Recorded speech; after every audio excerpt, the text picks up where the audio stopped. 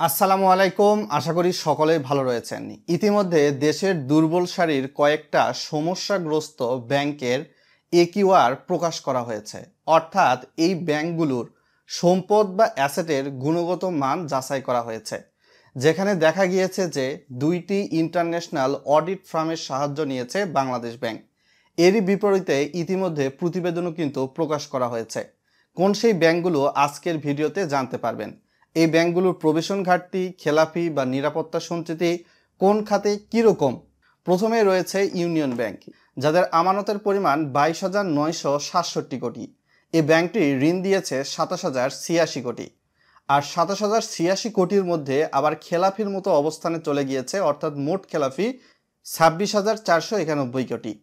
খেলাপির পার্সেন্টেজে 97.80%। Provision ঘাটতি এই ব্যাংকটির 23,069 কোটি। এর পরবর্তীতে ফার্স্ট সিকিউরিটি ইসলামিক ব্যাংক, যাদের আমানত প্রায় 44,834 কোটি।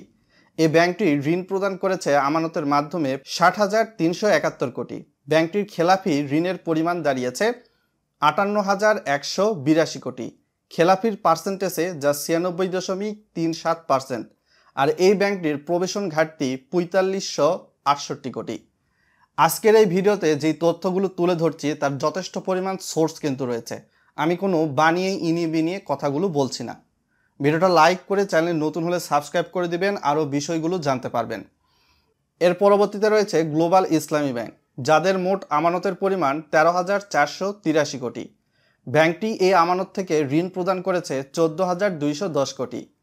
এই ঋণের মধ্যে খেলাপির পরিমাণ এখন দাঁড়িয়েছে 13,569 কোটি। খেলাপির পার্সেন্টেজে যা 95%, এবং ব্যাংকটির প্রবেশন ঘাটতি প্রায় 10,096 কোটি। এর পরবর্তীতে রয়েছে এসআইবিএল, যাদের মোট আমানতের পরিমাণ 32,811 কোটি। এই ব্যাংকটি এই আমানত থেকে ঋণ প্রদান করেছে 37,842 কোটি।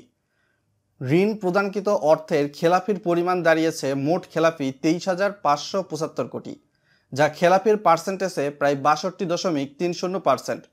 আর প্রভিশন ঘাটতিতে এই ব্যাংকটি রয়েছে প্রায় 21,651 কোটি। এর পরবর্তীতে রয়েছে এক্সিম ব্যাংক। এই ব্যাংকটির মোট আমানতের পরিমাণ 44,511 কোটি। এই আমানত থেকে ঋণ প্রদান করেছে 52,076 কোটি। আবার খেলাপির পরিমাণ বিতরণকৃত ঋণের মধ্যে বর্তমান সময়ে দাঁড়িয়েছে 25,101 কোটি। খেলাপির পার্সেন্টেজে যা 48.20%। এই ব্যাংকটির প্রবেশন ঘাটতি বর্তমান সময়ে 15,117 কোটি। এবং ইতিমধ্যে এই 5টি ব্যাংক মিলে মোট আমানত, ঋণ, মোট খেলাফি, এমনকি প্রবেশন ঘাটতি কত সেটাও স্ক্রিনে দেখতে পাচ্ছেন। সমকাল থেকে শুরু করে প্রথম আলোর মতো যেগুলা বিশ্বস্ত বাংলাদেশের নিউজ পেপার, এগুলার যথেষ্ট পরিমাণ সোর্স আপনাদের সামনে দিয়েছি, এমনকি সময় টিভিরও।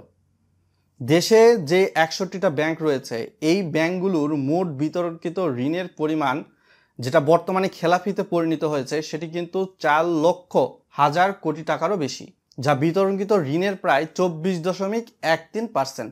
পূর্বে প্রায় 85,000 কোটি সমপরিমাণ অর্থ, যেটা নিয়মিত দেখানো হচ্ছিল যে এটা কিন্তু এই যে আন্তর্জাতিক দুইটা অডিট ফার্মের মাধ্যমে অডিট অনুষ্ঠিত হলো কয়েকটি ব্যাংকে, সেটি কিন্তু প্রকাশ পেয়ে গিয়েছে। তো বাংলাদেশ ব্যাংকের গভর্নর এবং বাংলাদেশ ব্যাংকের প্রতিবেদন থেকে যে তথ্যগুলো উঠে এসেছে সেগুলোই আপনাদের সামনে জানিয়ে দিয়েছি। সরকার ব্যাংকগুলোকে শক্তিশালীকরণে যথেষ্ট ভূমিকা নিচ্ছে। কোনো ব্যাংকই বন্ধ হবে না, কোনো ব্যাংকই দেউলিয়া হবে না। গ্রাহকরা তাদের আমানত শতভাগ ফেরত পাবেন।